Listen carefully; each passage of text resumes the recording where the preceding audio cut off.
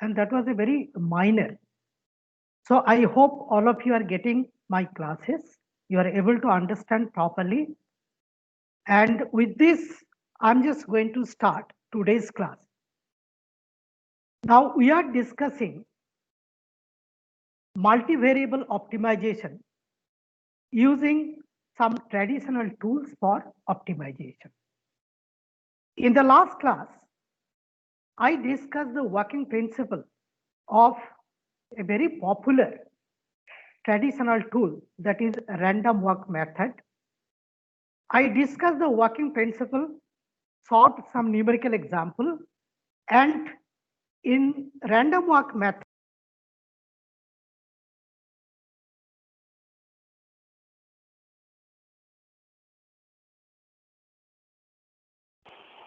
You haven't muted, sir.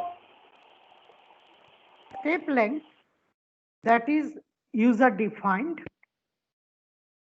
Now today I'm just going to start with another very popular traditional tool for multi-objective, not multi-objective, multivariable optimization problem. And that particular method is known as the steepest descent method. Now in steepest descent method, unlike the random walk method, the search direction is decided using the information of gradient. So the search direction is well defined. And another thing in optimization, that is the step length, and that particular step length will also be determined in the optimal sense for each of these particular iteration. Now let us see the working principle of this particular the gradient based method, that is called the steepest descent method. Now before I start discussing its working principle, let me tell you that the steepest descent method is the most popular one out of all the traditional tools for optimization. Now let us see how does it work, and I'll also try to solve one numerical example to show you the working principle of this particular very popular traditional tool for optimization, that is steepest descent method. Now let us start with the steepest descent method, and as I told that this is a gradient based method. That means the search direction is decided based on the gradient information of the objective function. Now, if I want to determine the gradient information, the objective function has to be continuous, because for a discontinuous objective function, at the point of discontinuity, you cannot find out the gradient.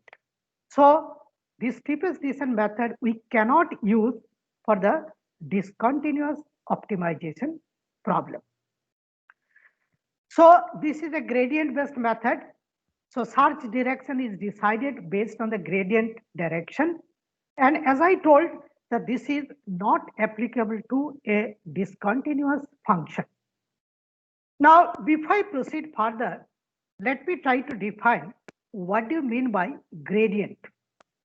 Now, if I consider a function of only one variable, that is y is a function of only x1, all of us we know that very easily can find out the derivative. That is nothing but dy dx. Now, if I consider a multivariable problem, that means y is a function of f capital X, and capital X is nothing but a collection of the design variables like small x1, x2 up to xm. So this is a multivariable problem. Now for this multivariable problem, how to define the gradient? To define the gradient of this multivariable problem, I'll have to use the concept of partial derivative. That means here the gradient denoted by delta f is nothing but a collection of partial derivatives, that is partial derivative with respect to x1, the first variable, then partial derivative with respect to x2, Then we'll have to determine all the partial derivative, and the last one, that is partial derivative with respect to xm, and T stands for the transpose.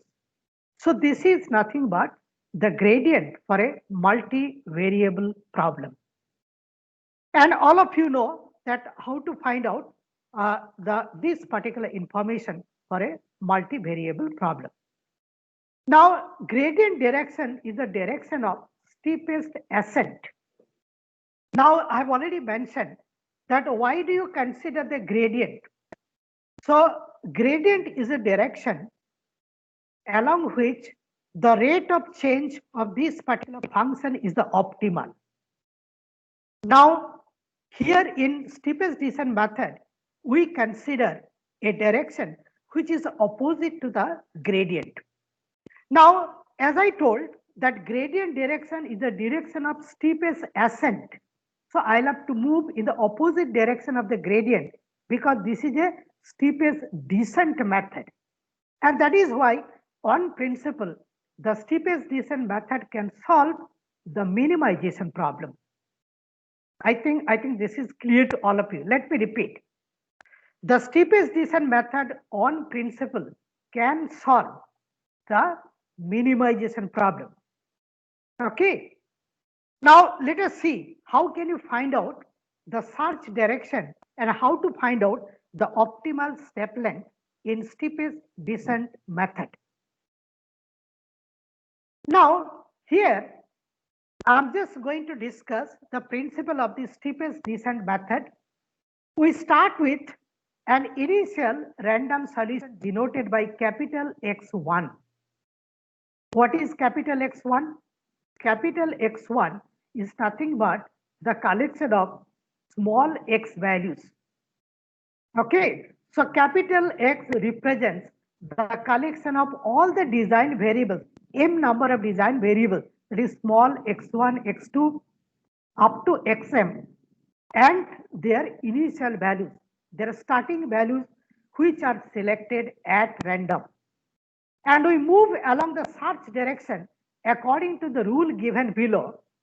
Now capital Xi plus 1 is equal to capital Xi plus lambda I multiplied by Si. Now this Si is nothing but the search direction. Okay, and this Si is nothing but minus delta Fi because I'm moving opposite to the gradient direction. And what is this lambda I? Lambda I is the step length at ith iteration. Now let us see how to determine this particular step length. But before that, I'm just going to concentrate on this schematic view. Now let us consider the same objective function which we considered in the random walk method. And if you remember, that was the equation of a circle. So I'm just going to plot x1 versus x2, the two variables. And this is the way you can plot the contours. Corresponding to the different values for this particular y, I'll be getting circles, different circles with different radii. Okay. So these are nothing but the contours. Supposing that my steepest descent algorithm is going to start from here, which is selected initially at random. Now starting from here, so it will try to move along this particular direction to reach this particular point, and at this particular point it becomes tangent to this particular the contour, the circle. So the circle. Now from here it will go once again, it will follow this particular direction, the tangent direction to the circle. So from here it will follow this particular direction. From here it is going to reach that optimal solution. This is the way iteratively it is going to reach the globally optimal solution. So this is the way actually graphically we can discuss the working principle of the steepest descent method. Now there must be some termination criteria for any algorithm. Whenever we write down any computer program, there must be some termination criteria.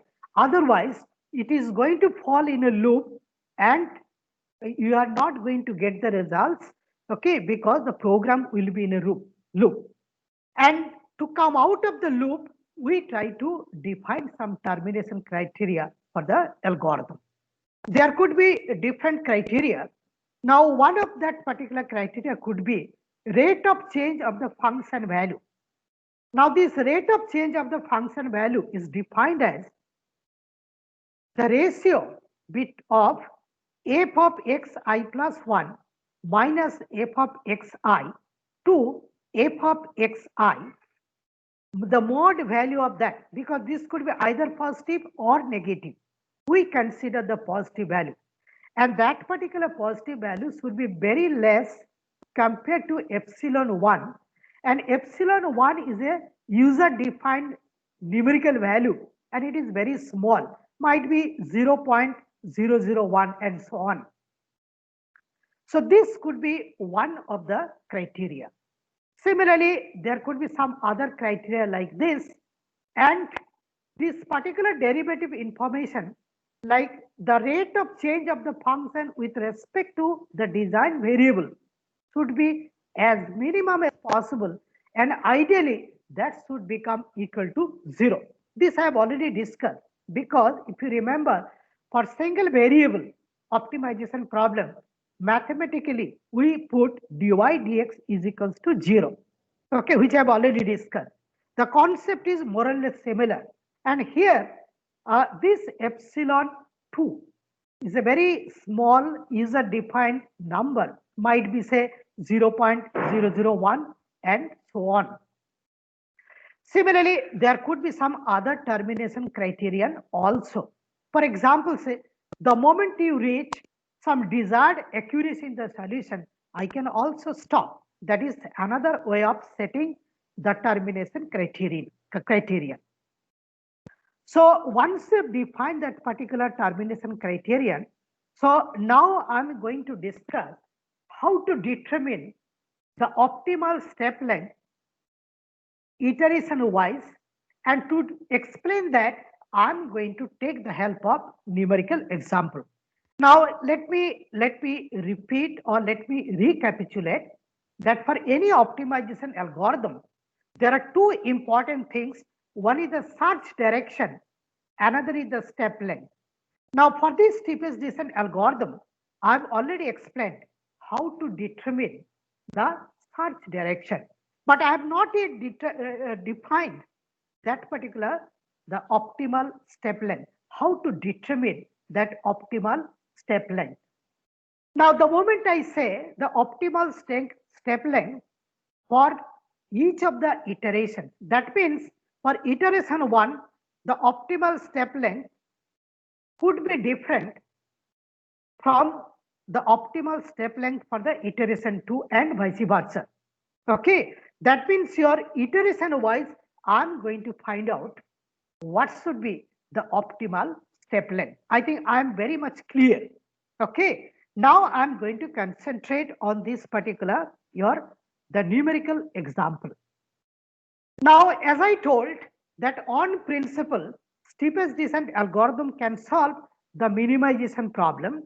Okay, now I'm considering y is a function of two variables x1, x2, and that is nothing but 4x1 square plus 3x2 square minus 6x1, x2 minus 4x1. So this is actually the objective function, subject to the condition that x1, x2 are lying between minus 10 and plus 10. So this is nothing but the variables bound or the geometric constant. Now let us see how to use the steepest descent method. And this is the function plot, and our aim is to find out the minimum value. Now let us see how to proceed further. So I am going to discuss iteration 1. Now in iteration 1, actually what you'll have to do is, I first take some initial random solution. Now here I am taking capital X1 is nothing but 0.001 0.0. What does it mean? Capital X1 is nothing but a collection of small x1 and small x2 at iteration 1. That means your small x1 is equals to 0.0 and small x2 is equals to 0.0. Now, once you have taken this initial random solution, very easily you can find out the function value, that is f1, corresponding to this x1. Now, if you substitute the values for x1 and x2 in the objective function, so you'll be getting the function value, that is f1, and that is equals to 0.0. Now I'm going to define the gradient. Now this gradient of this particular function, objective function, is nothing but delta f, and as I told that this is a collection of the partial derivative, that is partial derivative with respect to x1. Now you know the expression of the objective function. If you find out the partial derivative, you will be getting 8x1 minus 6x2 minus 4. Then partial derivative with respect to x2, and that is nothing but minus 6x1 plus 6x2. So this is the way you will be able to find out the partial derivative.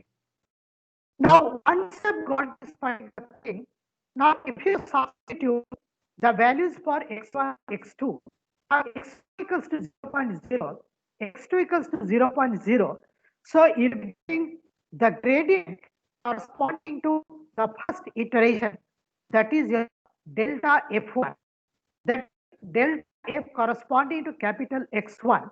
And if I substitute x1 equals to 0, x2 equals to 0, I'll be getting minus 4, 0. So this is nothing but the gradient at the first iteration, gradient information at the first iteration. Now, actually what we do is, we try to find out the search direction. Now, in steepest descent algorithm, as I have told several times, the search direction is nothing but minus delta f1, that is opposite to the gradient. So you'll be getting 4, 0. So this is nothing but the search direction. Now I'm going to find out what should be the optimal step length.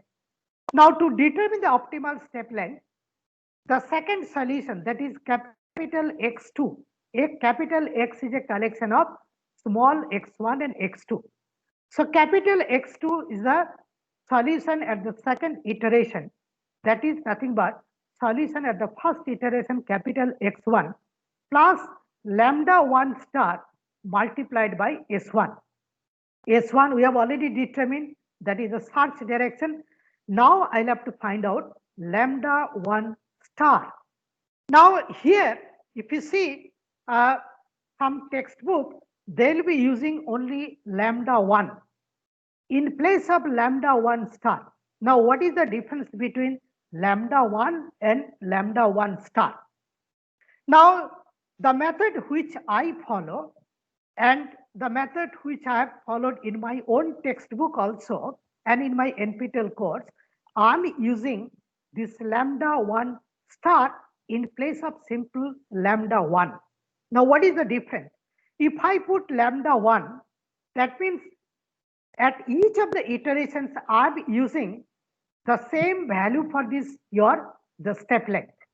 That means I'm not using the optimal step length for the different iterations. But if you use the constant value for this particular step length, the steepest descent algorithm may not work in the optimal sense. That is why I always prefer to find out what should be the optimal step length at each of the iterations. That is why I'm putting here lambda 1 star, and I'll be discussing how to determine this particular optimal value, that is your lambda 1 star. Now to determine the optimal step length, lambda 1 star. How to determine the optimal step length, that is lambda 1 star. Now to determine the optimal step length, that is lambda 1 star. So we start with this function value corresponding to capital X2 is nothing but function value corresponding to X1 plus lambda 1 S1. Now what we do is, in place of capital X1, you substitute 0, 0. That is the initial value which we assumed initially at random. Lambda 1 you put as lambda 1, and S1 is nothing but 4, 0. And if I substitute here, and if you do little bit of simplification, so you'll be getting your, so this particular like 4 lambda 1 comma 0. Now x1 is 0 comma 0 plus lambda 1 multiplied by 4 comma 0, and if you simplify you'll be getting f of 4 lambda 1 comma 0. Now you see, I'm going to represent the expression of the objective function in a slightly different way as a function of only one variable, that is your lambda 1. Let me repeat. I'm just going to use one method just to represent the expression of the objective function.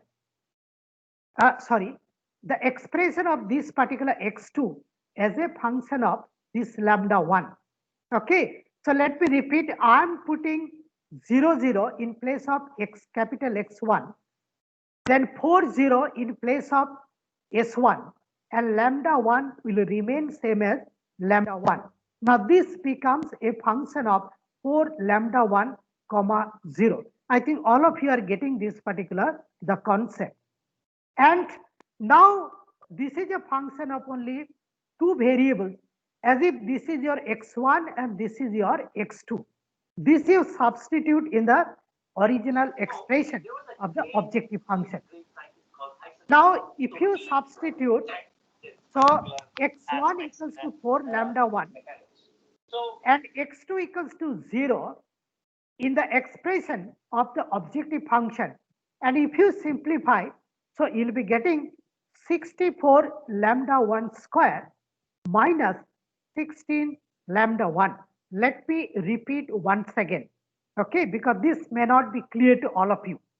So I'm just going to repeat once again. Our aim is to find out the function value corresponding to x2. That is the second solution. That is the solution of the second iteration. That is nothing but the function of x1 plus lambda 1 s1. x1 is 0, 0, 0, 0. Lambda 1 is same as lambda 1. s1 is 4, 0. So if you simplify, this will become f of 4 lambda 1 comma 0, as if this is your first variable x1, this is your second variable x2, and this x1 and x2 you substitute in the original expression of objective function. Then you will be getting f of x2. Although this is a function of two variables, I am going to represent as a function of only one variable, that is your lambda 1. I think I am clear to all of you. Now you see, this is a function of only one variable. How to find out the optimal solution? It is very simple. You find out the derivative, put equals to 0. You will be getting the optimal value for this particular lambda 1. Okay. So you just put df d lambda 1, that is equals to 128 lambda 1 minus 16, that is equals to 0. And if you simplify, then you'll be getting lambda 1 star is nothing but 1 divided by 8. Now here I just want to tell you one thing. This is actually the best way of tackling the steepest descent algorithm. Okay, but some of the textbooks, I do not know, might be by mistake, they use the constant value for lambda 1, but that particular steepest descent algorithm will not become very efficient. This is the most efficient one. So please follow this. So I have determined what is lambda 1 star.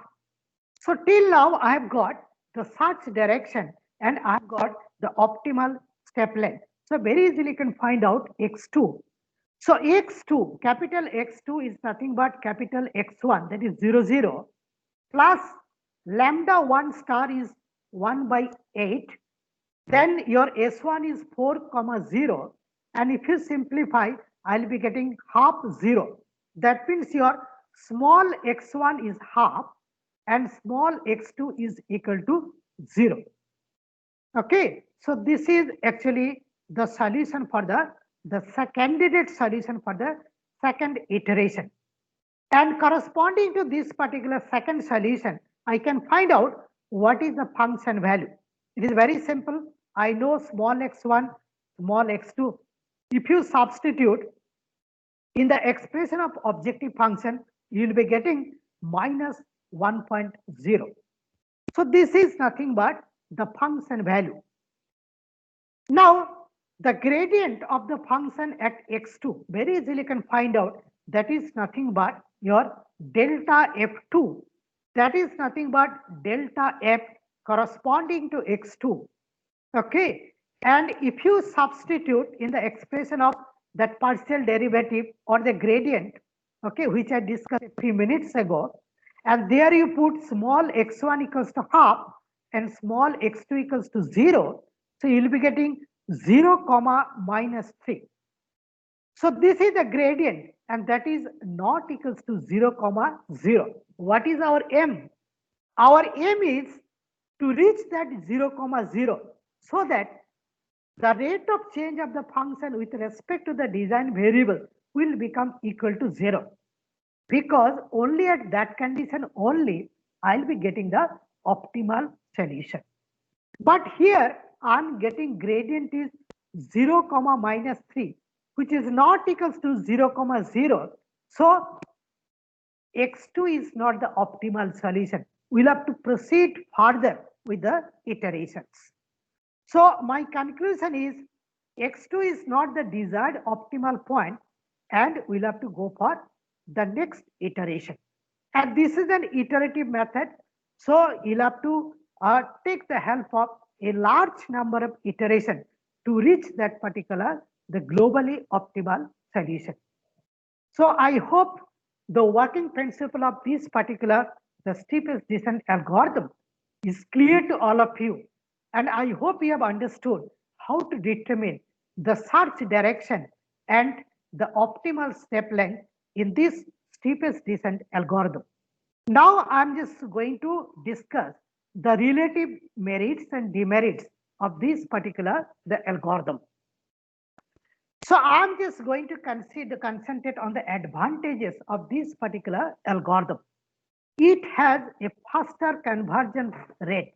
Now here, I just want to tell you one thing.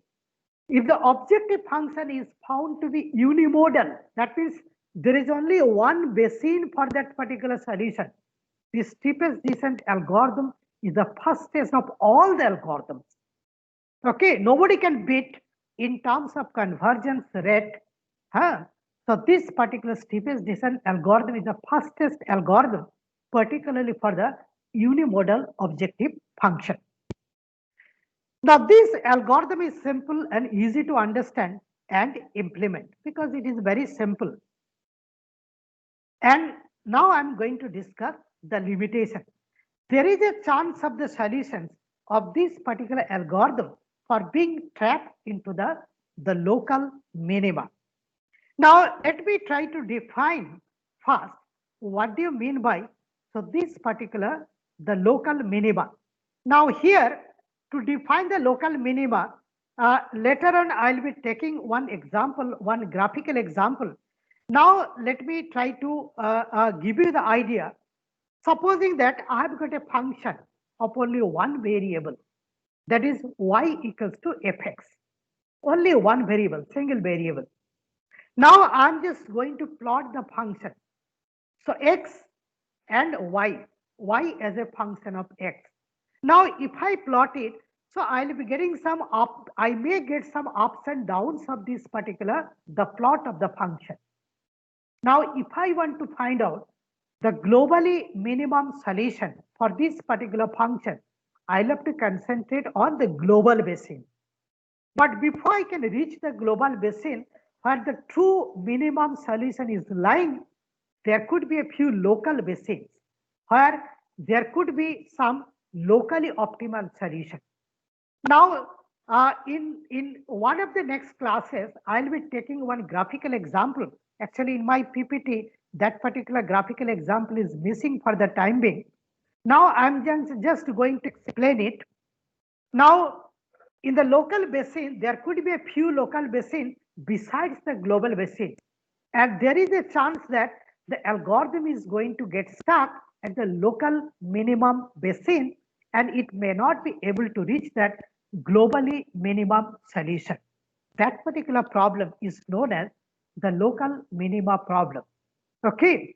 Now in steepest descent algorithm, there is a chance that the solution will get stuck at the local minima. That means it will not be able to reach the globally minimum solution, particularly for a function where there are many such ups and downs in the plot of the objective function. Are you getting my point?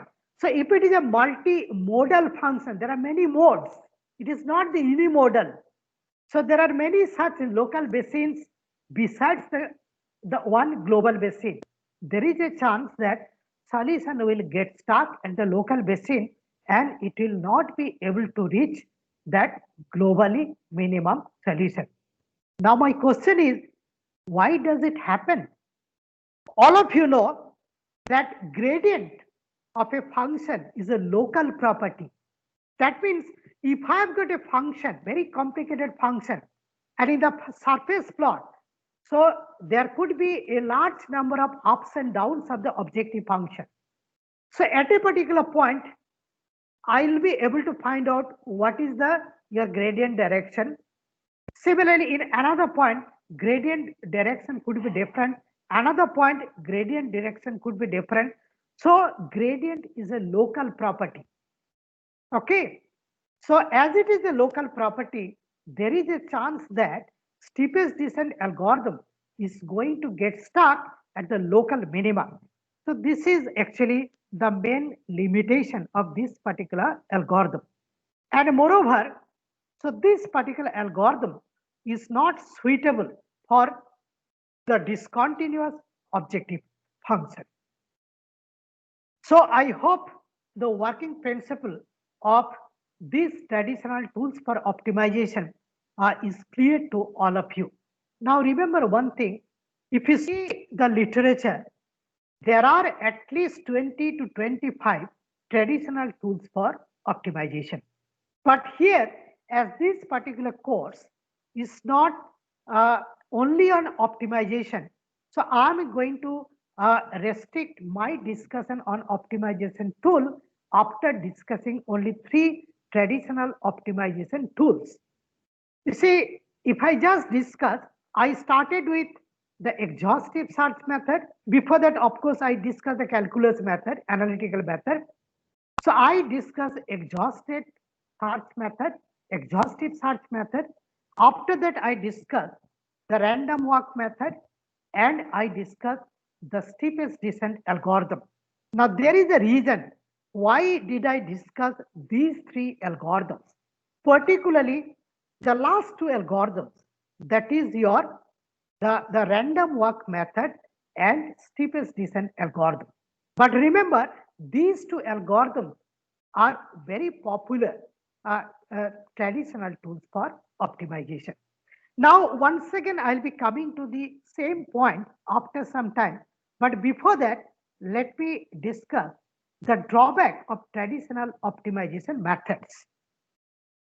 The first drawback, that the final solution of an optimization problem depends on the randomly chosen initial solution. You must have seen that before I started, we selected the initial solution at random. And the quality of the final solution is going to depend on the quality of initial solution chosen. For example, say, if I select the initial solution at random lying in the local basin, and if I use steepest descent algorithm, there is no chance that it is going to reach the globally minimum solution. That means if the initial solution lies in the local basin, the final solution will get stuck at the local optima. So we are not going to reach the globally optimum solution. The gradient-based methods cannot be used for discontinuous objective function. This I've already discussed. Like if you want to use the steepest descent algorithm, so the continuity of the objective function has to be maintained. But for the discontinuous objective function, you can go for the random walk method. There is no problem. So here actually I'm included. So I've included this particular graph, the local basin and the global basin concept. You can see that y is a function of only one variable and this is the function plot. Okay, so this is nothing but a local basin and this is a global basin. Here you can see this is a globally minimum solution and this is a locally minimum solution. Now if the initial solution, if it's is lying in the local basin, it is going to reach that locally optimal solution and we may not be able to reach this globally minimum solution. This is actually the concept of local basin, global basin, locally minimum solution, globally minimum solution.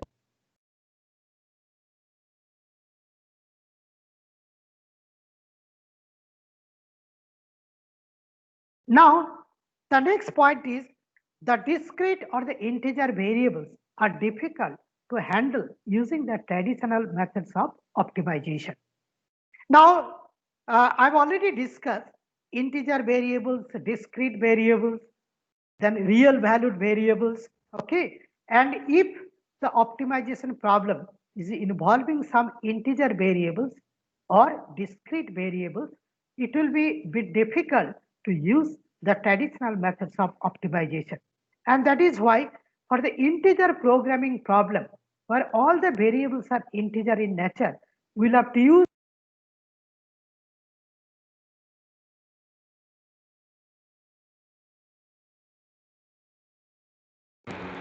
Sorry, your microphone has been muted. the problem involving the discrete or the integer variables are difficult to handle using the traditional tools for optimization. And that is why optimization problem involving integer variables. So you'll have to go for a particular special algorithm that is called your integer programming algorithm. Okay.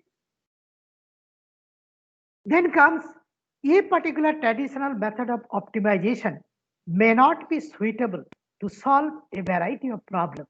And that is why we have got a large number of traditional tools for optimization. As I told, the number is around 20 to 25 because a particular algorithm is suitable to solve a particular type of problems.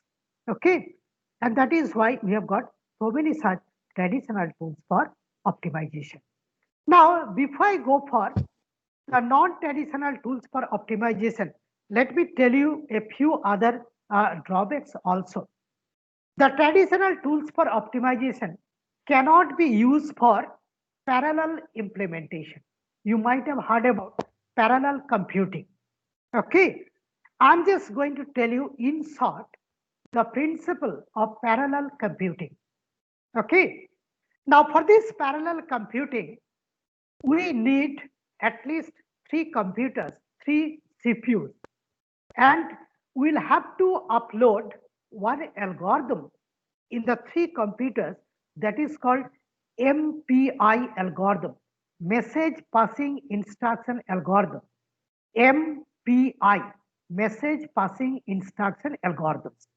Okay, so I've got a minimum of 3 computers, 3 CPU, and I've loaded the MPI algorithms. Now, supposing that I'm going to solve some optimization problem, and supposing that that objective function is very complex, very difficult to solve, okay, and it involves a huge amount of computation. Now, in that case, what we do is we try to distribute the whole computation among the 3 computers or more than 3 computers or CPUs. Okay, the total computation we distribute might be 30%, 30%, and say 40%, and so on. Okay, and the total 100% computing that is done parallelly in 3 CPUs, say, and information from one computer to the other is passing through the MPI algorithm. Okay, by doing that, effectively, we can reduce the effective computation time. That means you'll be getting the optimal solution bit early. Instead, if I use only one computer, might be if I use one computer, it may take 24 hours, and the whole computation I'm just distributing, okay, among the 3, there is a possibility I'll be getting the optimal solution, okay, in might be say 10 hours or 8 hours or whatever may be, okay. So by doing that, we can save some effective computing. That means you'll be getting the solution a bit early. So this is actually the concept of parallel computing. Now, the traditional optimization methods cannot be implemented in the platform of parallel computing. But we will be seeing that non-traditional tools for optimization can be used for parallel computing very easily. Now, before I conclude today's lecture, another very important thing I'm just going to tell you. Now, that is nothing but is your why did I discuss the steepest descent algorithm and your random walk method as the traditional optimization tools in this particular course? And you'll be surprised. In my textbook also, I've written, I've considered only these 3 traditional tools for optimization. There is a reason. There is a reason behind that, which I'm going to tell you. Okay. So till now, we have seen some traditional tools for optimization, and out of all such tools, the most important is my random walk method and steepest descent algorithm. Now, supposing that random walk method is my left hand and steepest descent algorithm is my right hand. Okay. Now, my left hand, that is the random walk method, has got a few merits and demerits. What is the merit here? The merit for the random walk method, it can handle the discontinuous objective function. So if there is any discontinuity of the objective function, I can use random walk method. Okay, but what is the demerit? Demerit is the search direction is not defined, predefined, and it does not follow any rule, and such direction is decided at random. Okay, at each of the iteration, we are going to select the search direction at random using the random number generator. So there is no guarantee that my random walk algorithm is moving in the right direction to reach the globally optimal solution. This is actually one of the drawbacks, and consequently, it may take very large number of iterations to reach that globally optimal solution. Okay, so this random walk method, my left hand, is not very structured. This is some sort of unstructured algorithm. I think I'm clear to all of you.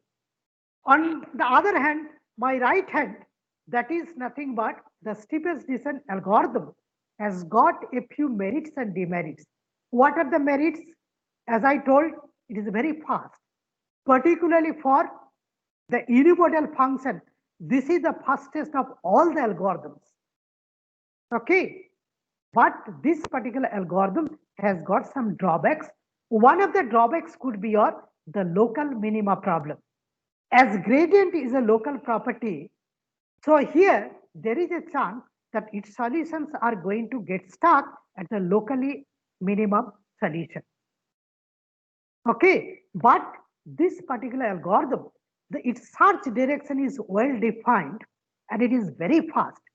Now you see, in one side, left hand side, I've got your random walk method, and on other hand, right hand side, I've got the steepest descent algorithm.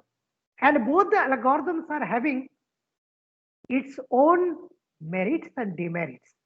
But what I need one algorithm which will be reasonably fast, which should be able to solve both continuous as well as discontinuous objective function, which should be able to find out the globally optimal solution.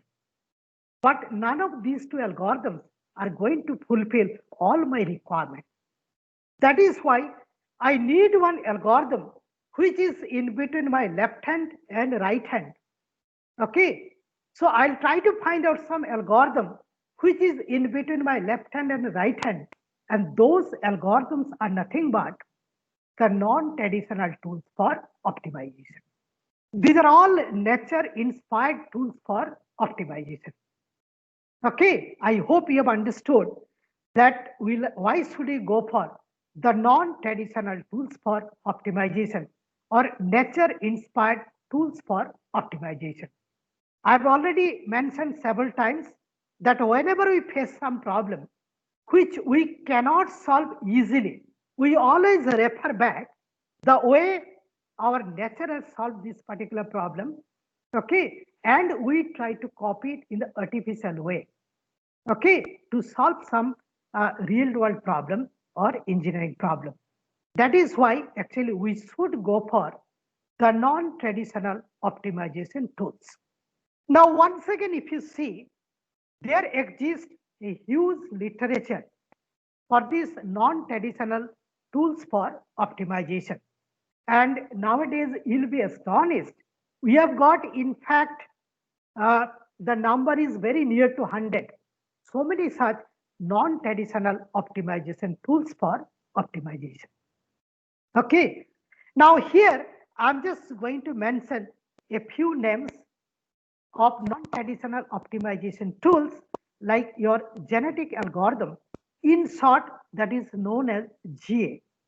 Genetic programming, in short, that is known as GP. Simulated annealing, that is denoted by SA. Evolution strategies, denoted by ES. Evolutionary programming, denoted by EP. And colony optimization, that is nothing but ACO. Differential evaluation, that is nothing but DE. Particle swarm optimization, PSO. Cultural algorithm, CA, and others. And you will be very happy to know that in our lab, one of your TAs, Mr. Amit Kumar Das, the PhD scholar, he has also proposed one algorithm, that is Bonobo optimization algorithm. So there exists a large number of non-traditional optimization tools.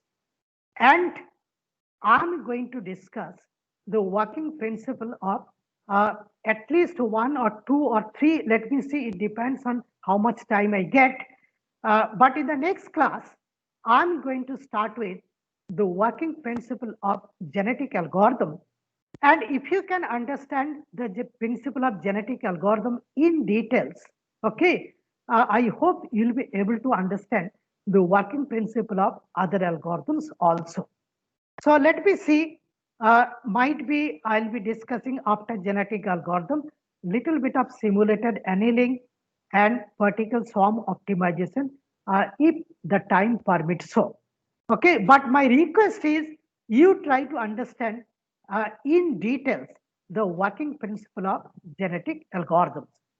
Now, the working principle of genetic algorithm, I'm going to start in the next class. So next class will be your coming week, Wednesday, and I'm going to start at 12 p.m. So the next class will be coming week, Wednesday, and I'm going to start at 12 p.m. So let me stop here today. Thank you.